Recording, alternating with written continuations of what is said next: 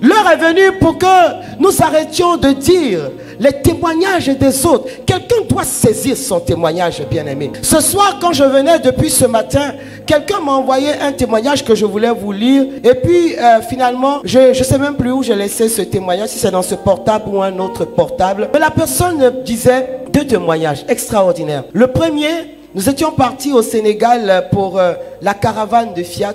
Et la personne m'a envoyé un témoignage pour dire, j'étais au bord du divorce et depuis la caravane, tout est devenu calme alors que depuis des mois, nous nous battions.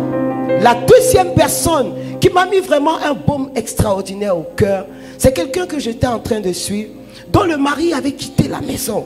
Elle le voyait quand il venait juste prendre ses affaires pour partir, il avait officialisé un deuxième foyer. Et sa famille, vous les connaissez, nos familles là, elles disent jamais la vérité.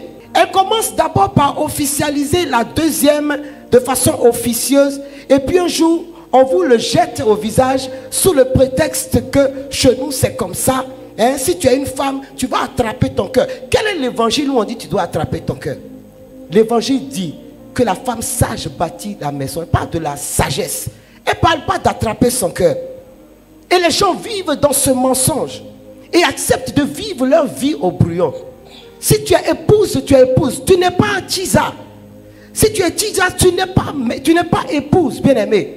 Et une épouse ne doit pas écrire son histoire au brouillon, bien-aimé. Je suis en train ce soir de dire à quelqu'un, prends ta place et ta position, celle que le Seigneur t'a donnée, bien-aimé. Jérémie n'est pas Isaïe, Isaïe n'est pas Ézéchiel, Ézéchiel n'est pas, comment on va dire, Habakkuk, Habakkuk n'est pas Agé, Agé n'est pas Abraham. Chacun a eu une mission, chacun a eu une commission et chacun a porté sa commission jusqu'au bout. Jésus-Christ lui-même n'est pas la loi, il n'est pas le prophète, il est la grâce, il est la résurrection, il est la vie éternelle, bien-aimé. Ce que tu crois que tu es, tu dois être focus là-dessus. Et tu ne dois laisser personne te dire le contraire. Pourquoi quelqu'un devrait ajouter des paragraphes à ton livre? Ton livre d'histoire, il y a 2 personnes qui l'écrivent. Il y a Dieu et il y a toi. Pourquoi des personnes viendraient usurper des chapitres tout entiers pour te mettre dans une atmosphère qui te fait douter de la réalité de Dieu? Pourquoi quelqu'un viendrait te faire croire que non, toi, Dieu ne peut rien faire pour toi? Dieu, bien-aimé, écoute-moi bien, je l'ai dit la dernière fois, alors que j'animais un séminaire. Le chef de la synagogue est allé chercher Jésus. Et sur le chemin, on lui a dit, non, mais ne fatigue pas le maître, ta fille est déjà morte. Et la fille de Jairus n'était pas n'importe qui. Dans son histoire, elle devait être le lieu de la manifestation de la gloire de Dieu. Ils lui ont dit, non, laisse tranquille. Tu fatigues le maître. Mais Jésus lui-même dit, déconnecte-toi de ce réseau. Il y a un miracle qui va t'échapper. Il y a une partie de ton histoire qui va t'échapper. Il y a une partie de la gloire de Dieu qui va t'échapper. Et tu vas rester dans des choses bizarres, confuses, les choses de la nuit. Les choses des commiens, les choses des féticheurs, les choses qui arrivent à 3 h du matin et qui n'ont ni tête ni queue. Jésus a dit, allons-y. Moi je sais ce que je veux faire. Si je ne pouvais pas, je ne serais pas venu chez toi. Si je suis venu chez toi, si Christ est rentré dans ta vie, c'est parce qu'il y a une copie unique qui veut écrire pour toi. On t'a dit que quoi?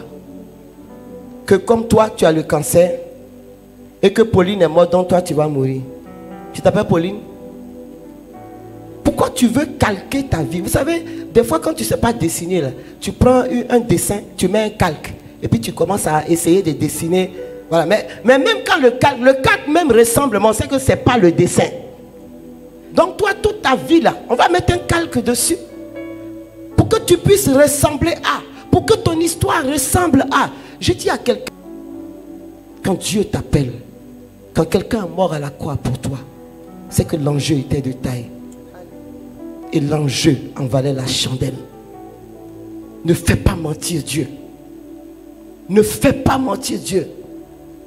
Si Dieu a guéri Bartimée, il peut te guérir. Si Dieu a guéri les 10 lépreux, il peut te guérir. Si Dieu a guéri le paralytique, il peut te guérir.